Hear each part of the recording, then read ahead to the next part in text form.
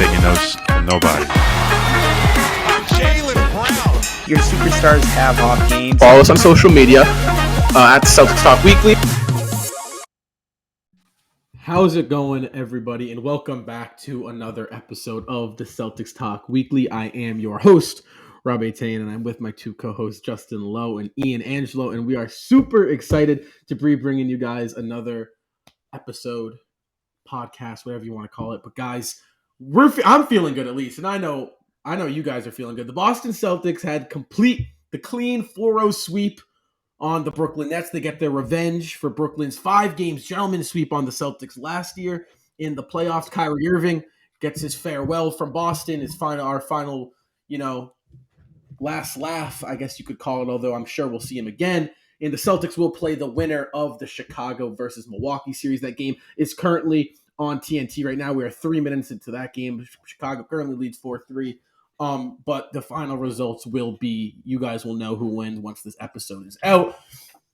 But before we get started real quick, I want to give a shout out to our sponsor of the podcast, Buzzsprout. Buzzsprout is a super convenient and easy podcast directory. You can upload your episodes and your audio files there and put them all over the web, all over the big name podcast directory places such as Spotify, Google Podcast, Apple Podcasts. We use it and we love it. You guys should use it too. On your second paid invoice, if you use our link in our bio, you get $25 off Amazon gift card. Now, Justin, what is the week ahead kind of going to look like? I know it's shaky, but run down the scenarios for us. Yeah, so the week ahead is the Celtics ultimately, no matter what, they won't have a game until at least Sunday. Now, the only way that they'll have a game Sunday is if the Milwaukee Bucks can finish a series in either 5 or 6 games. If this series goes to a game 7, well, we're obviously going to have to wait and there won't be a game Sunday. But if the if the Milwaukee Bucks are able to finish it either tonight, or tonight being Wednesday night, or Friday night in Game 6, then the Boston Celtics will host the Milwaukee Bucks for Game 1 of the Eastern Conference semifinals, 1:00 p.m. tip-off on Sunday at the TD Garden. So as of right now, that's your week ahead, but this could be totally different depending on the results of Games 5, 6, and potentially 7. Yeah, and stuff that's in the news, obviously, if you don't know already, the Celtics swept the Brooklyn Nets, and they were the first team to make it into the playoffs, but we have a couple more teams as of April 27th. Miami beat Atlanta last night, 97-94, and they are now the second team to make it into the playoffs. Trae Young kind of had a rough going, had a rough series. The Grizzlies beat the Timberwolves on a last-second shot by John Morant, and the Suns beat the Pelicans, and so the Suns are now 1 game away from clinching and moving on to the next round. Same thing as Memphis. They're 1 game away from clinching and moving to the next round as well. Yeah, so some big, playoff games here. So far, in my opinion at least, this has been one of the better playoffs we've had. Obviously we got our fair amount of 3-1 series out east, although we do have that little 3-2 Philly-Toronto series. Philly was up 3-0. We know the track record Doc Rivers has. That could be a series. So, yeah, a lot to look forward to all across the NBA and the playoffs. I love playoff time in the NBA. There's nothing better than it. However, guys, we got to talk Celtics here because, man, oh, man, are the Celtics playing amazing basketball. A clean sweep on Brooklyn, like we've said, right? Now, there's a lot of different factors you could, I think, point at and contribute to the win, Justin. But what would your number one biggest key factor to the Celtics beating the Brooklyn Nets in not 7, not 6, but 4? Well, the players really bought into Coach Udoka's system and what he was able to put forth for this team. Now, if you people at home, if the fans don't remember, Coach Udoka did work for the Brooklyn Nets. He was their assistant coach last year when the Brooklyn Nets outs the Celtics in 5 games in the first round. So the attention to game plan, the Celtics looked really, really locked in, really focused. From the get-go. Even when they didn't know if it was going to be Cleveland or Brooklyn, they either way they were locked in. I also tribute factors to Jayson Tatum, his all-around game. Guys, if we haven't seen a leap from Jayson Tatum, I mean, this was the ultimate leap. Last year, we saw the 40, the 50, the 60-point games. In the beginning of the season, we saw Tatum take a little bit of a decline to start the year. We saw a lot of complaining of him.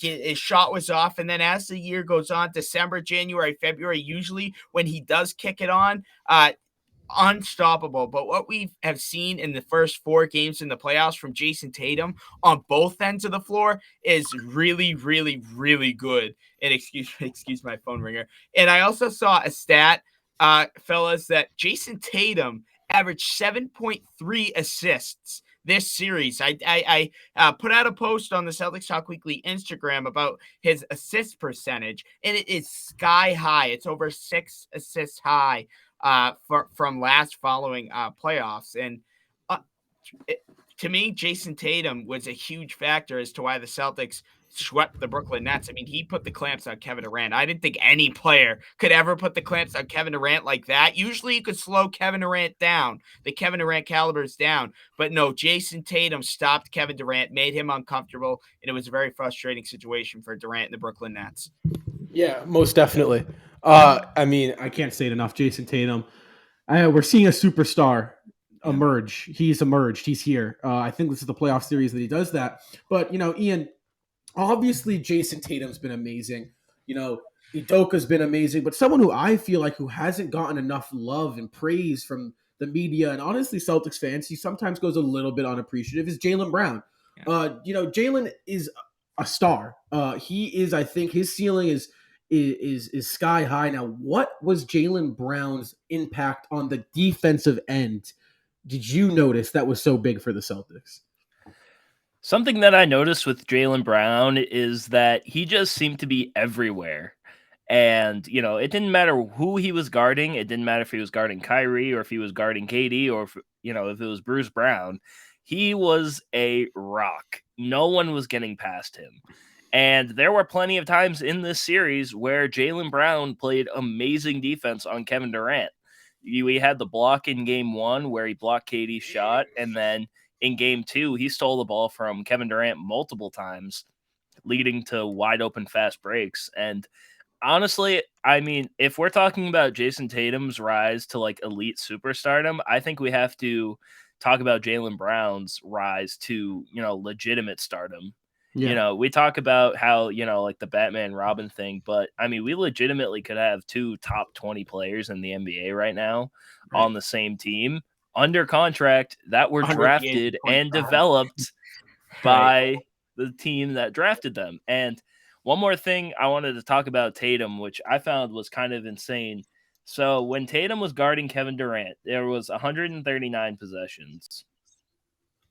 And that's 30 minutes and 23 seconds. He held KD to 3 of 18 shooting, 12 points, 12 turnovers, 2 blocks, and 2 shooting fouls on Kevin Durant that entire series.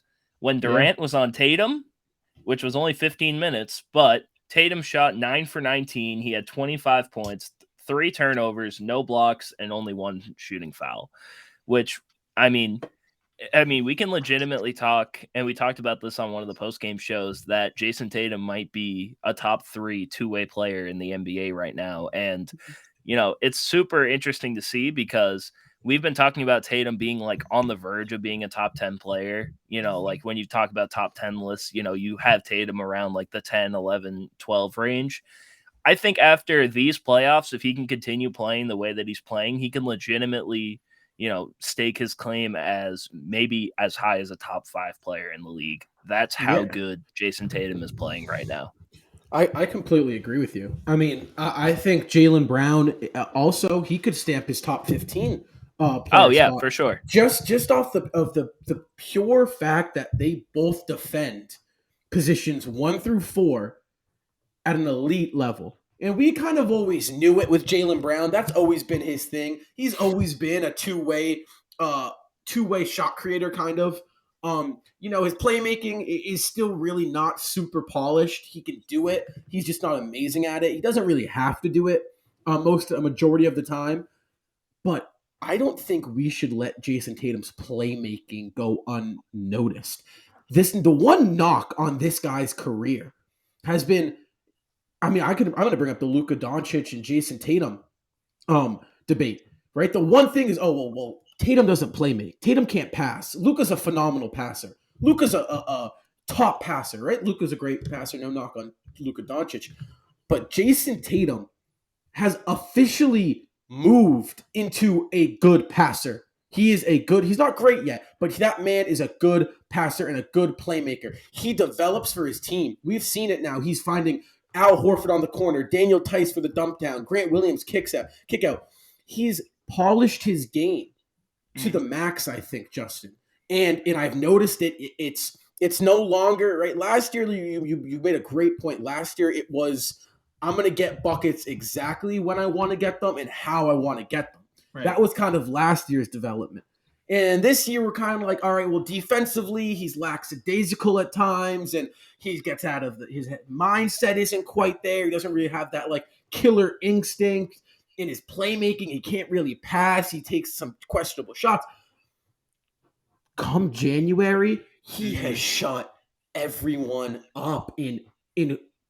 Is Ime Udoka to credit for that, Justin? Do you think you could maybe say this guy has elevated, just like he said he was going to, has elevated Jayson Tatum to the next level? Yeah, and you took the words right out of my mouth, because that's exactly what I was going to say. It all goes back to buying into the game plan, buying into the system.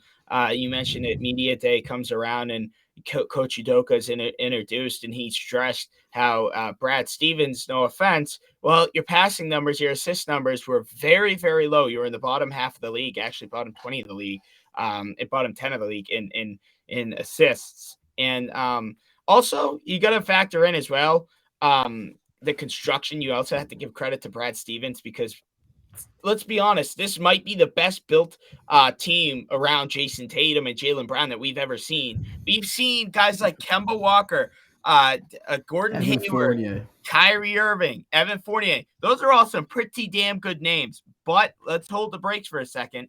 None of them worked, because, none of these big name players work. These Derek Whites, these Daniel Tices, these Peyton Pritchards off the bench, those role players might not sound like big names to the Outer Banks, but inside, I mean, these guys are absolutely tremendous for Jayson Tatum. And I agree. It all comes down, in my opinion, how I look at it, it all goes into buying the system. And Jayson Tatum isn't all for himself. He realizes, I think this leadership level kind of matured him this year, where he goes, last year I got what I wanted. I admit I had one hell of a year, but did we go far? No, we didn't go far. Were we injured? Yeah, but we still didn't go far. And quite honestly, even when we were healthy last year, the Celtics didn't look good at all. There was a lot of iso ball. You don't see that this year. It's very, very rare. Even on games where Jayson Tatum has 30, 40, 50 points this year, there's not a lot of iso ball in that. It's all off of ball movement. And that is a huge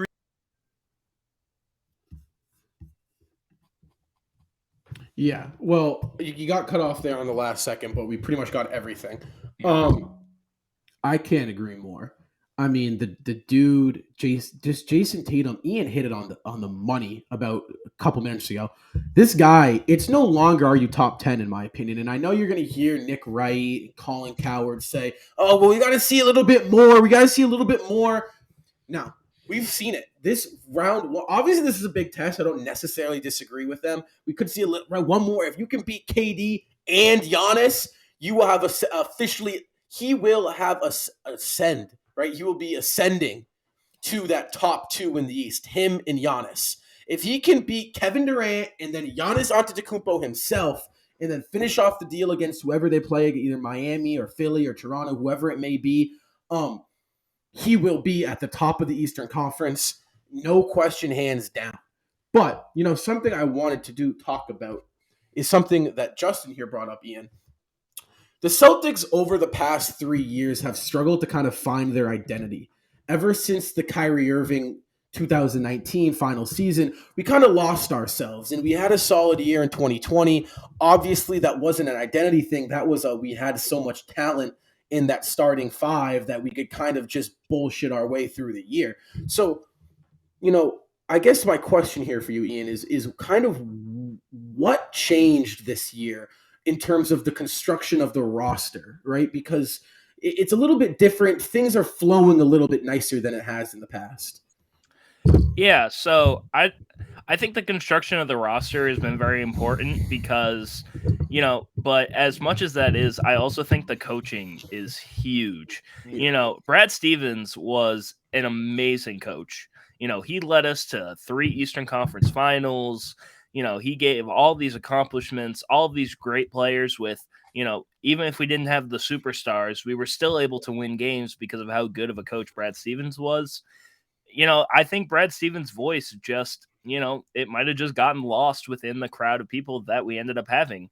Because, as much as we were talking about how great it has been that the Celtics have developed their own players, with the same thing, if you have the same coach and you hear the same things and you run the same plays, it can get old and people can figure you out. Yeah. I think we have to give all the credit in the world to Brad Stevens for, being able to step back and become the GM and, know what's right for this roster. And the most important thing has been the fact that we were able to change. We know teams I hate to talk about it, but let's talk about the Lakers. They didn't change at the trade deadline. They knew they had a problem and they didn't want to change it. Yeah. Brad Stevens is such a good executive that he saw, Dennis Schroeder and Josh Richardson are really good on this team. They're not the best, though. We can improve. So they got out and they got Daniel Tice and they got Derek White that'll fit Ime Udoka's system.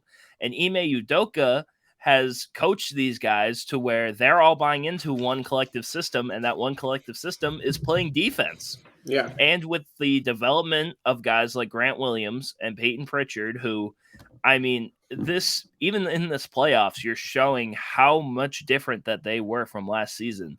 Yeah. And, we were talking about how important their development was going to be because we didn't want to be just a starter heavy team.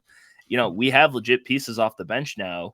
And, it's just a combination of, Brad Stevens being able to build a great team, Ime Udoka being able to coach these guys and get through to them, and the players themselves being able to, put the coaching and the trust in them that they had, put it together and being able to develop themselves into the best versions of themselves that we're seeing right now. Yeah. I think that Brad Stevens should be given all the credit in the world. He picked a phenomenal coach. He threw together a kind of a shaky roster at the beginning of the year, right? I never had a problem with Richardson. Schroeder never kind of fit our system in our game plan. However, he did a phenomenal job at signing players with tradable contracts. Great job there, right? Completely agree. I think a big thing though here, right, guys, and I want to know your opinion on this after I say this, is that I think everyone is playing their role correctly to the perfect volume or level. I think Jayson Tatum is being that superstar he has to be, right? He is playmaking when all the eyes are on him. He is playing phenomenal defense. He is scoring the ball at an elite level. Jaylen Brown, he is starting to be that closer in the first 8 minutes of the fourth quarter for us. He is playing phenomenal defense, and he is getting buckets when we need him to get buckets.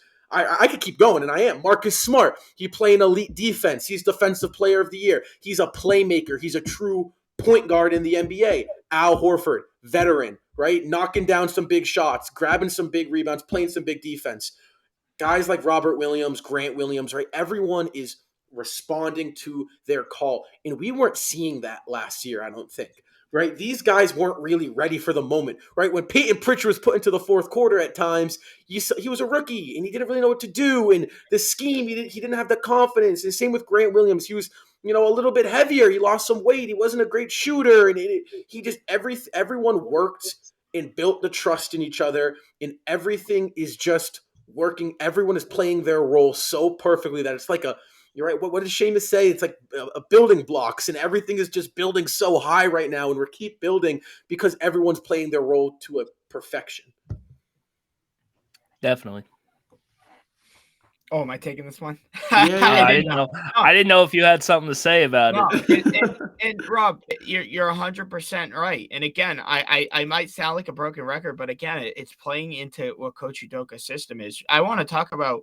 Look, we have two starting lineups that are like seriously, seriously effective in this league right now. Right? Like we look at the Jordan Pooles, Steph Curry, Klay Thompson, Andrew Wiggins, and Draymond Green. That is one scary lineup, right? Yeah. But then you look at Boston.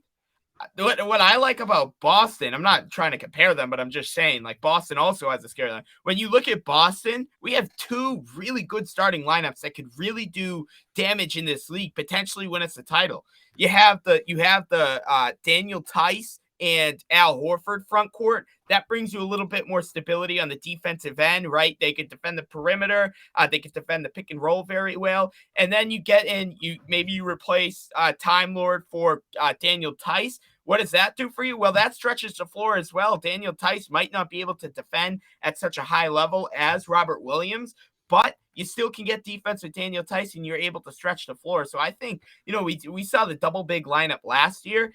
And some people are like, oh, the double big lineup never worked last year. Well, that's because you had Tristan Thompson, Luke Cornett, Taco Fall, and who else did we have at center last year? Mo Wagner. We had Mo Wagner. Mo Wagner. We had Rob. Those were our centers. When you have Rob and Tristan Thompson, neither we had Daniel Tice last year too. Neither of he those got two dealt could pretty shoot early. beyond 10 feet. Neither of those two could shoot. Rob Williams didn't have the 10 to 15-foot jump shot that he has this year, although we haven't really seen him shoot this year that much. But again, I think we have all these different lineups and different combinations that we can just throw out there, and it just works so effectively.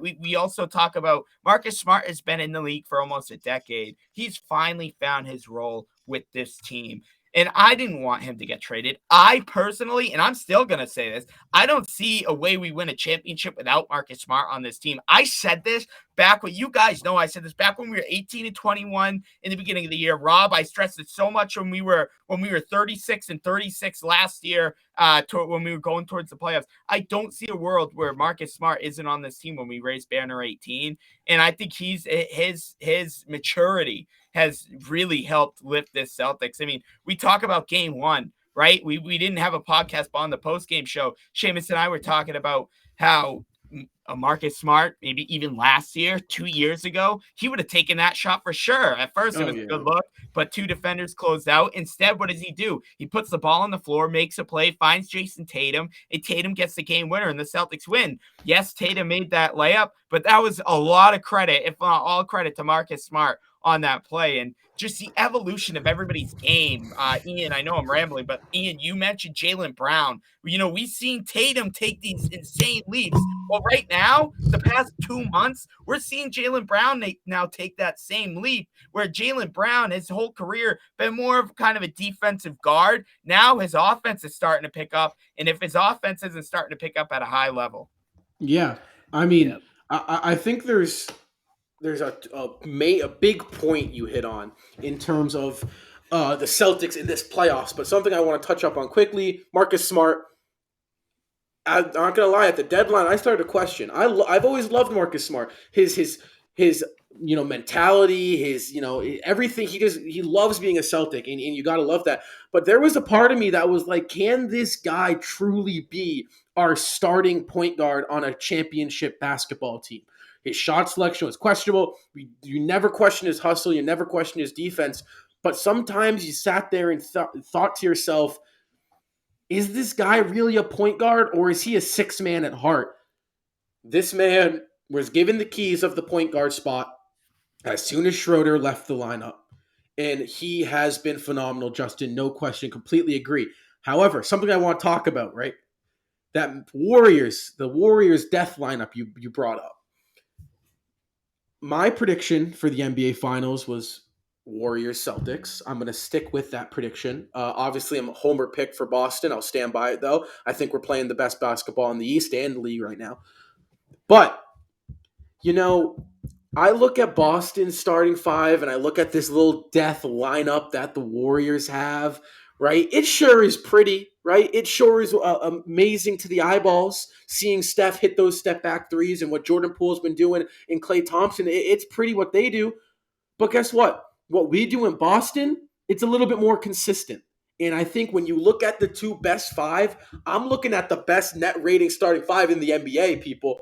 That's Marcus Smart, Jaylen Brown, Jayson Tatum, Al Horford, Robert Williams. There is no better starting five in the NBA. So, Ian, when you compare, you match up the two with the two best fives, and I think in basketball right now, the Celtics and the Warriors.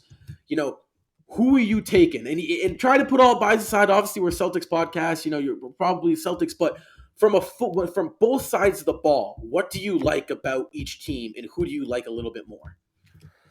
Yeah, so I'm going to start with the Warriors, and it's interesting how they found this lineup. Actually, I think it's just interesting in total how they found Jordan Poole, because, you literally found another version of Steph Curry just chilling in your G League. This guy is absolutely insane, and, Jordan Poole was my most improved player pick at the beginning of the season. I feel like he still probably could have won it over John Morant, but that's neither here nor there. This Warriors death lineup that they have is really, really amazing offensively. And they can play a little bit of defense too. Draymond Green, we know how great of a defender he is. Andrew Wiggins has become a serviceable defender. Klay Thompson is still a solid defender. So but this lineup is really built for offense. This lineup is built to score points. And they do that. You see what they're doing against the MVP and Nikola Jokic. Granted, the Nuggets don't have Murray or MPJ, but the Nuggets are still a great team, and the Warriors are just running them off the court with this lineup. And it's fun to see, honestly, because I feel like the league was at its most fun when the Warriors were a super team, because it was just fun basketball to watch. Granted, we knew that they were going to win the finals every year, or they were going to be in the finals, but it was still fun to watch. Right. And moving to the Celtics, what haven't we talked about the Celtics on how good that this team is? 1 through 5, they all play defense. They're all serviceable on offense. Most of them are like Jayson Tatum and Jaylen Brown are better than, serviceable. Yeah. But you still have guys like Marcus Smart, Al Horford, and Robert Williams that can still do their thing on the offensive end while playing elite defense. We have the defensive player of the year, for God's sakes. And we have Robert Williams, who, in my opinion, if he didn't get hurt, he probably could have won it. Yeah. But, if I had to take one of them, and, people are going to call me biased, but I think I have to take the Celtics starting 5, because 1 through 5, they can all play defense. And that's not a knock on the Warriors at all. But I don't know how I feel. I don't know how I feel about having Steph Curry and Jordan Poole out there, because their lineup is significantly smaller than the lineup that the Celtics have. Oh, yeah. I don't know if Draymond Green being the best defender on there is going to stop them from the Celtics attacking, Steph Curry on defense, or, Jordan Poole on defense, or, even Klay Thompson, who, he's not in his prime anymore, but he can still play really good defense. So if I had to take one, fate of the universe on the line, I think I'll take the Celtics starting 5. I look at both lineups, Ian, and I agree. I really do. And part of me, you got to take the Warriors. If I were to put a favorite Celtics Warriors, they've been there before. Curry's great. Clay's great. Dre is great, right? Those guys have proven to be great. All top 75 all time, right? Their legacies are phenomenal. But if I'm looking at a game planning aspect, you got to find a way to take Steph Curry out of the game. I'm doing that by sticking his ass in the post for 48 minutes whenever he's in the game. I am attacking Steph Curry on defense or when we're on offense, because guess what? You get that guy a couple fouls, you get that guy, right? You're a little shaken up, you wear and tear, you put a body into him just like we did against Kevin Durant, right? It's going to start to get tough on him. And obviously, defensively, he's not the worst. He's not tiny, but he is a guy you can go at. Jordan Poole, not an awful defender, but he's a guy you can go at and attack.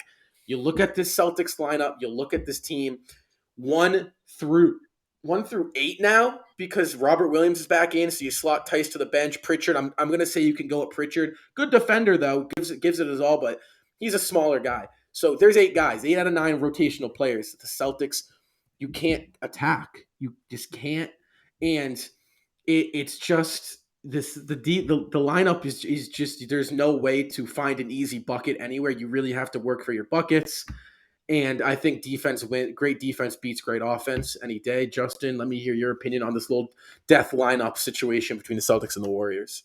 Yeah, so there's no question that this Warriors lineup is very scary, and I've made my argument. I'm not saying Boston's lineup is better, but the Celtics have two lineups, interchangeable lineups that I think could really compete against the Golden State Warriors. I do think the Celtics do have the best chance against the Golden State Warriors coming out of the East. That's just how I look at it.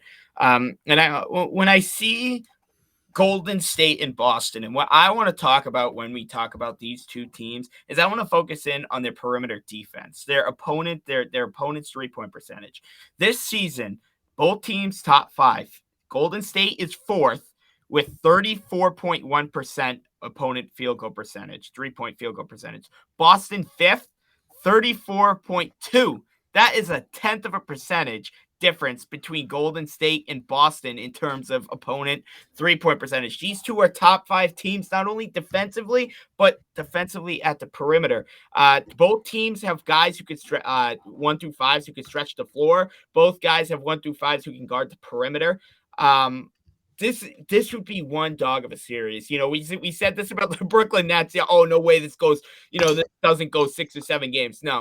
With Golden State and Boston, I don't see a way where if they do meet in the finals, I really don't legitimately see a way where this doesn't go 6 or 7 either way. I mean, this could be one fun series if this were to happen in the future. And do the Celtics would have home court in that, right? Because they would have home court. They would. Yeah, so, they would. Does that go based off seeding or based off record? So if the Warriors are the 3 based off record by then. So okay, but the Celtics have a better record, right? They were because if a team in the East is the 2nd seed but 50 and 32, the team in the West is the 3rd seed but 52 and 30. Who gets home court? Oh, so they would get home court. No, we would get home court because we are 2nd, they're 3rd. So it's the seeding. Okay. Yes, the seeding. Yes, so we'd get home court. The only two teams we don't have home court advantage against is Phoenix and Miami. Okay, so dude, you got so let's take take a step back here.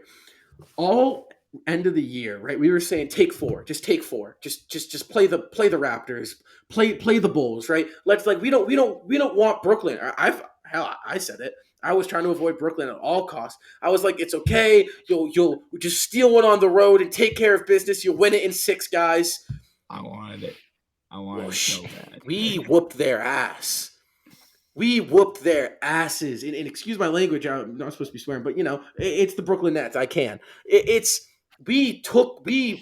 paid off. Like damn. Like respect to the Celtics. It really paid off. They didn't back down.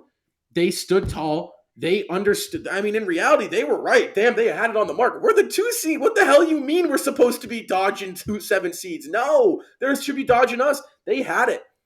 They had it to the T. They took care of business in 4. And now we're potentially looking at an entire playoff path. Not just a series, a path where we have home court every single round. And that's a beautiful sight, guys. Yeah, and I mean, we've talked about this before, but the Garden during a playoff game is one of the greatest atmospheres in sports. Granted, there's other European, places that have great atmospheres, but I think you really can't compare the Celtics, the TD Garden to any place else. I heard Michael Wilbon, was it either today or the other day, talk about, the New Orleans Pelicans arena and how loud it gets. I don't think he's ever been to Boston during a playoff game. Like, playing in the TD Garden during the playoffs is just a different experience. And the Celtics use the momentum from that, to their advantage. I mean, It's one of the greatest home court advantages to have in the NBA. And when I think about it, talking about Brooklyn, I think my thing with Brooklyn was I felt like the Celtics could beat Brooklyn, but I didn't know we were going to beat them in the way that we did. Because I get, you just think, oh, KD, Kyrie, they're 2 of the best players in the NBA, and together, they'll easily will the Nets to a game. No, the Celtics were prepared. They knew what they wanted, and it's now going to be important moving forward because, granted, let's just say, it's not set in stone, but right now Milwaukee's winning 44-20 in the second quarter. So let's just say it's Milwaukee.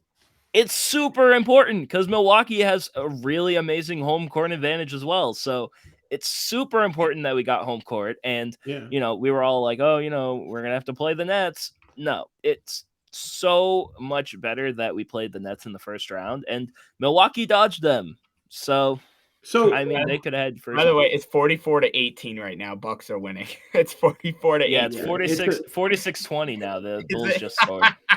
So we're probably playing Milwaukee, but we are playing. We're playing Milwaukee. We're playing Milwaukee. But something I want to mention here, right, is I feel like the narrative on this Brooklyn Nets series with the Celtics has been, Brooklyn struggled. Brooklyn was this. Bad coaching, 100%. Awful coaching on Steve Nash's part, right? But I'm looking at the efficiency landscape of the NBA for the last 15 games. Obviously, the thing that sticks out to me the most is the Celtics are first in net rating and total, first in offensive, and first in defensive. That's besides the point. The team that falls just second behind the Celtics on the quadrant of wow is the Brooklyn Nets. So in theory, the Brooklyn Nets, over the last 15 games of the season, were playing the second best basketball in the NBA behind the Celtics, and the Celtics swept them. Yeah. Swept them. Definitely. Honestly, I think also something I just thought about, how we were talking about, how Brooklyn Nets, before the playoffs started, we were all talking about how, there's no way that they weren't going to lose. There was no way they weren't going to, play great basketball.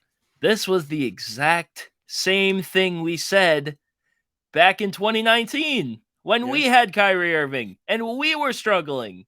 It's kind of like deja vu all over again with this entire series, which was what I noticed because Brooklyn, they're an ISO heavy team. They don't do much of passing the ball or setting pick and rolls or anything.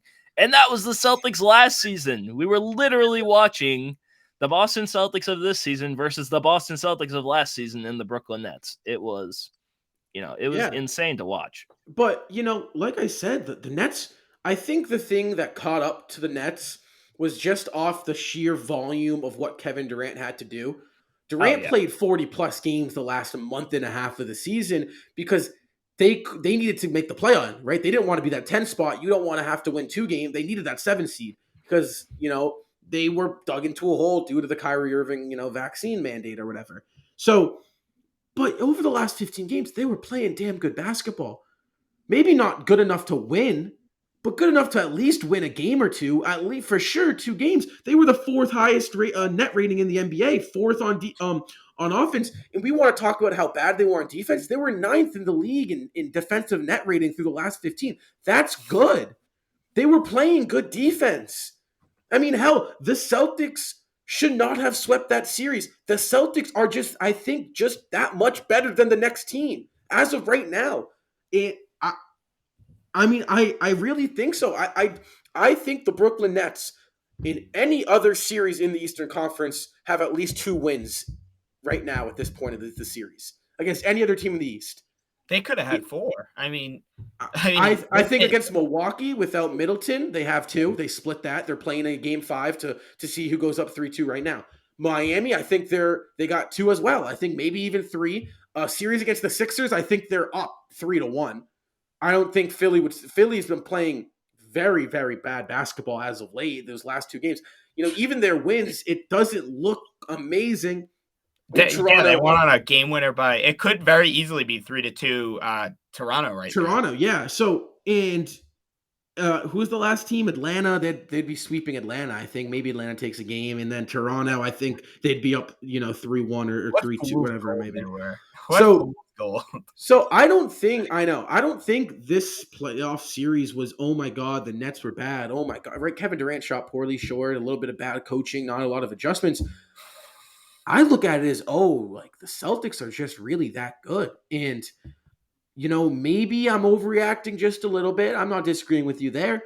I think this next series is a telltale sign. But, guys, do not be surprised if the Boston Celtics take this series against the Bucks in 5 games.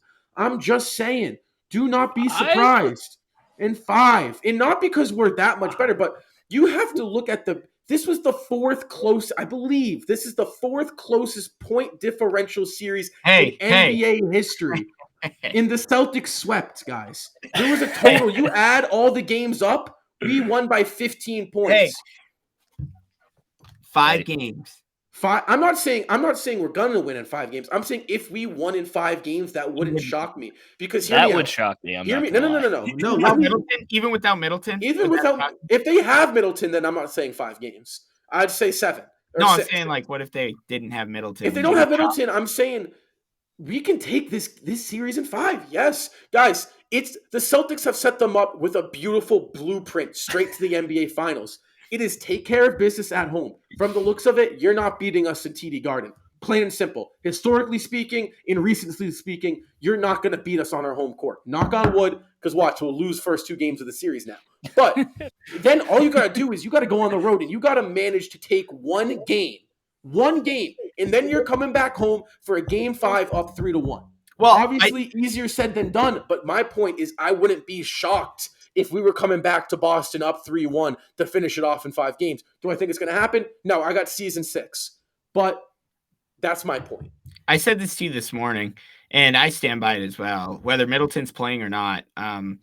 The Chicago Bulls, the shorthanded Chicago Bulls, I don't want to keep giving them excuses because those guys have been hurt all season. It's been very unfortunate. But the shorthanded Bulls were able to steal a game of the healthy Bucks on their home court. If there's no reason why we can't go take 2 games off of Milwaukee's home court if Chicago could take 1. This is the team to beat, in my opinion. I've been saying it. Even when Brooklyn was all healthy, even when Boston was streaking and doing what they were doing, even after the trade with Philadelphia, I still think Milwaukee's a team to beat, rightfully so.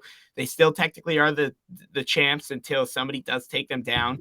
But this series could be very favorable in Boston, in Boston's favor, especially if Middleton doesn't play. Is it going to be easy? Hell no. I legitimately don't think this game doesn't go 6 to 7 games. I said that the same thing against the Nets, but I mean, I think we were all thinking that before we played the Nets. Justin, I have a question for you. No. So the Celtics swept the Nets, but it wasn't easy, was it?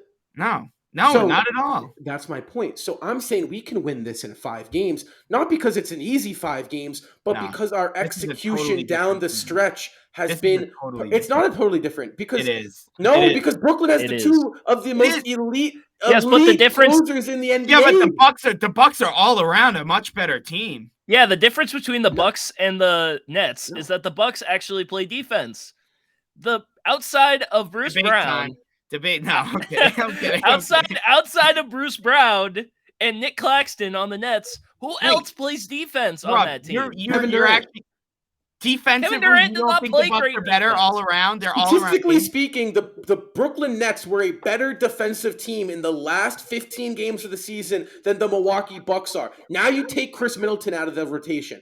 Now you have Grayson Allen stepping up. Grayson Allen's a solid defender, decent defender. He's small, though. Player. Grant will take care of him. All I'm saying is, guys, I'm not saying the Celtics are going to walk into the series in Brooklyn and they're going to against Milwaukee and handle them in a 5-game gentleman sweep blowout series. That's not what I'm saying. I'm saying based off what I saw from the Brooklyn Nets last series and based off what Brooklyn was doing entering the playoffs, statistically speaking, and what the Celtics did to them, I'm looking at the Bucks situation. Their all-star isn't playing. Chris Middleton isn't there. It is Giannis, and the next best guy is Drew Holiday, and then Brook Lopez. That's just the facts. So I'm saying, based off the eye test, the Celtics have been the best team down the stretch, closing, defensive, offensive. The Celtics do it all. Milwaukee has been shaky all season long on defense and on offense. Not because they've been bad, because they've been injured. And now the Celtics, they're going up against the hottest team in the NBA, injured. So I think that it's not out of the realm of possibility for the Celtics to match up against the Milwaukee Bucks and take them in 5. I'm not saying they will. I'm saying I wouldn't be shocked just based off of No. Milwaukee's hurt No, I and agree with you on Boston's that. fully healthy. I agree with you on that 100%. I just honestly think that I think we're undervaluing the Celtics here. I mean, we're not undervaluing the Celtics at all. I It's mean, the fact that I think we're undervaluing the opponent here. If anything, last series, I said Celtics in 6 or 5 just because of their execution down the stretch. It's flawless. It's perfect. Obviously, I don't disagree with you guys. I think Milwaukee better coached. Right, you're going to get a much better execution. I think the championship experience is there as well with them. They're coming off of a championship. They're going to want to defend. They're going to want to defend. Yeah, they're going to want to repeat. You also, you want to repeat. You also the Milwaukee Bucks were about 3 inches away from being sent home last year. But they were still the better team than Brooklyn. Still the better team. They still won the championship. I still will take the Milwaukee. If Brooklyn's fully healthy against Milwaukee last year, Brooklyn takes them in 6. Well, obviously, but they weren't. Okay, so look at this. Brooklyn or Milwaukee not healthy this year. Boston fully healthy this year. Boston playing better basketball than Milwaukee. I think Milwaukee not healthy without Chris Middleton is still better than the Brooklyn Nets. I'm sorry. I want to talk about this series, okay? Other than Middleton, who do you go to? Other than Giannis, who do you go to? Okay. Drew Holiday, very clutch player. The clutchest player on the team. Okay, hang on. Here's something I want to talk about this series. You don't think Serge Ibaka is the best the third string center? You told me no. Yeah, Ibaka is the best third string center in the league. I'm taking Daniel Tice over Serge Ibaka all day. You were saying that at the deadline. Yes, I was. You hated the Daniel Tice trade at the deadline. Yeah, and now I'm talking about how we're playing now. I'm saying how we're playing now. They proved me wrong. I've said that all year. We're the best, Rob. We're the best. Okay, it's not about Milwaukee. It's not about Brooklyn. It's about the Celtics. We're the best. That's what I'm saying. Okay. Rob, Okay. We could take this in 5. I'm saying it's not out of the realm of possibility. We win both games in Boston. No, Rob, we steal one in Milwaukee. That's what I'm saying. I'm agreeing with you, dude. Oh my god. This is the same thing. All right. Let me get on my Molly Quorum Molly Quorum thing here. Let me somehow mediate this. So, something I want to talk about in this series is I don't think we need to worry about the Celtics defense. We know how good they are on defense. We established this. And we know that Ime Udoka can game plan for anybody, including Giannis, which, it's not going to be the easiest thing in the world, but I feel like Ime Udoka will have a plan. My issue with the Celtics against Milwaukee is that Milwaukee plays great defense. And my problem is, will the Celtics be able to have enough offensively to beat Milwaukee? Because you can have a great defense. These games can end 80 to 79. The Celtics their offense needs to be great, and they need to get out to somewhat solid starts, because if they don't, they might struggle because of how good defensively Milwaukee is as a team. I have a question for you, Ian. Who guards Jayson Tatum throughout the course of that 7-game series? It'll probably end up being Giannis, or who do you stick on Horford? I don't know, Serge Ibaka. I think Brooke there Lopez is a serious it's Holiday, Allen, Wesley Matthews.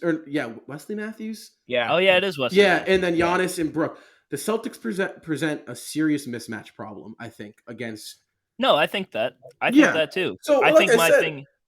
I think honestly, I think Ian has it to the T. What I'm saying though is that I wouldn't be shocked if we took it in 5 games, just off our execution down the stretch throughout the first 4 games of the playoffs.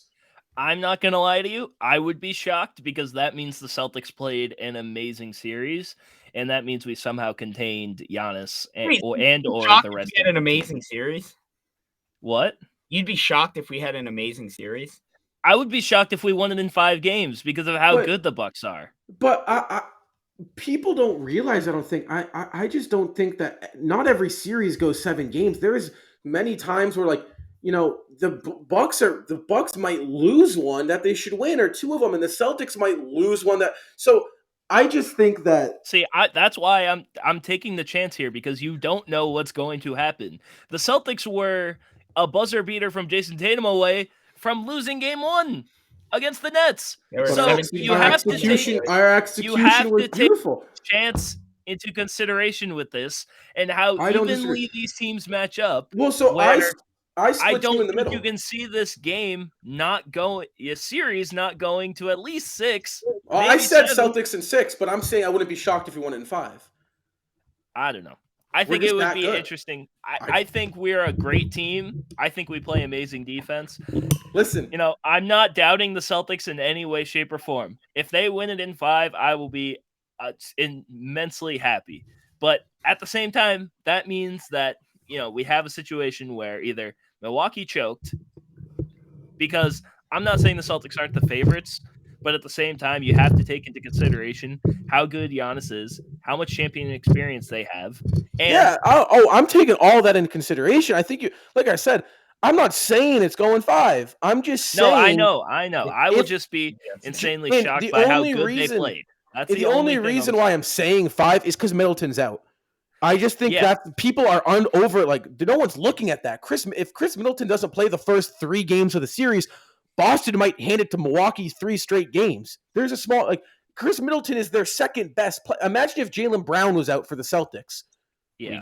All right. That's my point. Against Brooklyn, we might be down 3-1 against Brooklyn, or we might be 2. Like, it's a different series. But you can't undervalue, I don't think, the presence of Chris Middleton, especially if picture guys like James Harden was out, or look what Devin Booker being out does, or look what Luka. I mean, No, the Pelicans are actually good though. You can't say that. Yeah, but I'm saying it makes a difference when your best players are out in the playoffs. Right, usually the healthy team comes out victorious as the NBA champion. We saw it last year. Milwaukee and Phoenix. Phoenix ran into Chris Paul, all healthy. I think the health might catch up to Milwaukee. I don't think it's going to go 5. I got Celtics in 6 or 7 games. However, if Boston, because Middleton's out, if they can execute, if they won in 5 games, I'm like, oh, wow, 5 games are really freaking good. But that doesn't completely shock me because we've been playing really freaking good. We're 30-6 in the past 36. So I just realized how dumb that whole argument was. Like, we just had an intense argument for the last 10 minutes talking about something. I'm just confident in this team. Like, I think we can get this. I love this team too. Honestly, I love this team. Yeah, also, if I'm thinking about someone that can guard Horford, I just thought about Bobby Portis. Yeah, Bobby Portis. Well, like I said, so if you want to start Bobby, go ahead, start Bobby. But now your bench is getting thin. Right, so like I said, Grayson Allen has played really well against Chicago, or maybe that's just because Chicago. That's just Grayson Allen's get back. That's the Grayson Allen get back. Bobby Portis. No, I mean Pat Connaughton's there too. Milwaukee's legit. Don't get me wrong. I'm not saying we're gonna take it. Like I said, I don't think we take him in 5. I wouldn't be shocked with Middleton out of the lineup. However, we've ran our time here. I think we take him in 5. I don't understand why you're 5. doubting. I don't know. I think that I don't know why you're doubting, Rob. I'm not doubting. What are you talking about? I mean, take them in 5. I say 6. I say 6. You're doubting then because I don't think 3-1. I can't see Giannis. I think it goes back to Boston, maybe 2-2. I think it's 6 for sure. I just can't predict it because is Giannis going to go down 3-1 and is Giannis going to lose on down 3-1 on the road? I mean, he might. Giannis is a really good basketball player that we have to watch out for. It's not going to be like Kevin Durant where he's going to. Is he really like? Yes, He is. He's won a ring, yes, but have we really seen? Obviously, we saw what he did in the finals last year, down 0-2. But have we seen enough for him to be like? Have we seen enough for us to be like, oh shit, 3-1? He doesn't. I don't think he has that LeBron James effect where he dropped 50 in the finals. 3 years ago. Closeout game. We were down 3-1 against Giannis 3 years ago, and we still lost to him. Guys, my point here being is I don't know if I have enough trust in Giannis where it's 3-1. We're going back to Boston, right? 3-1, and you're going back to Boston. You're playing LeBron James. You're thinking, oh shit, no way in hell we win this game. LeBron is just too good. He's too dominant. His playmaking's there. Right? Or Curry, right? Maybe not Curry, but Kobe Bryant. When you're playing Kobe Bryant, it's game 6. They're down 3-2. They're playing at their home court. You're thinking to yourself, oh shit, Kobe Bryant's about to give me 50. I don't know if you can say that with Giannis. That's not a knock on Giannis. Because he did it last year in the finals. All right, well then maybe you can say it. I just want Giannis to show me it a little bit more. Okay, I'm What making does he my have to prediction. do? I'm Like, saying does he have I'm to make saying 3-pointers? Like, what does he have to do? he's shooting 40% from mid-range now. What is it like? Does he have to start making threes? I just don't think. I look at last year and I say, wow, a lot went right for Giannis to make the NBA final. He played the Atlanta Hawks in the Eastern Conference Finals. The Atlanta Hawks, who got bounced in 5 this year with the exact same roster. True, but I don't think Philly. they I don't took think him Philly 6. would have done anything different, really, because we played Philly mean- without Embiid, or we played Philly without Ben Simmons, and we made it to In the bubble. we made the Eastern Conference Finals Yeah. in the bubble. Yeah, Yeah, like I said, right? Like shit. Yeah, you can use that. I won't disagree with you there. But what I'm saying is, like, yes, last year was great. Giannis, I'm not knocking anything on Giannis, but you look at it and I think to myself, I don't know how confident I am in Giannis Antetokounmpo quite yet, and I'm more confident in the team, in the way the Celtics have been playing basketball around each other more than I am than with the Milwaukee Bucks and how they've been playing around each other. Also, they're hurt. Plain and I'm simple. Okay, one more thing I want to talk about before we go into another argument and or we end the show. I want to see if Robert Williams is 100% healthy, because if he's 100% healthy, he will be able to help against Giannis. We saw him against Brooklyn in games 3 and 4. He was okay, but you could tell he didn't look, 100%. Is he going to be 100% against Milwaukee? That's I think the reason why I have Celtics in 7, because we don't know how good Robert Williams is going to be. And Al Horford has played amazing defense on Giannis in the past. And it's just, for me personally, I need to see if Robert Williams is okay, and I need to know if our offense can counteract how good the Bucks defense is. That's what I want to talk about in this series, because I feel like that's the most important thing. There's a lot to go into all of this. Like I said, we don't really know what's going to happen. We're just kind of making predictions. We're making bold statements, no questions asked, right? But it should be good. Celtics going to play the Bucks next round, kind of officially bearing above Chicago Bulls 18-point at halftime comeback. I don't see it happening. So we will have you guys covered on post-game live on our YouTube channel after the final buzzer of every game in this series and every series in the playoffs. Hopefully it's not our last series. However, why would you say that? I said I hope it's not our last series. Hopefully it's not Don't our say last that. That's what I'm saying. Say that. What the hell? Hopefully it's not our last series. I just said that. Be, right? That's what I said. Hopefully it's not our last series. So you hope it is our last series? I sense doubt. You hope it is our last series. I'm saying statement. I hope it's not. Why would you say you hope it is? I said I hope it's not. Yeah, I hope it's not. Yeah, that's what I said. Listen, you got to get your fucking hearing checked. Because you've been all right. This has been episode 7 of the 3rd season of Celtics Talk Weekly. Celtics in 5. Celtics in 7. I'll see you guys in the next is the best episode. player.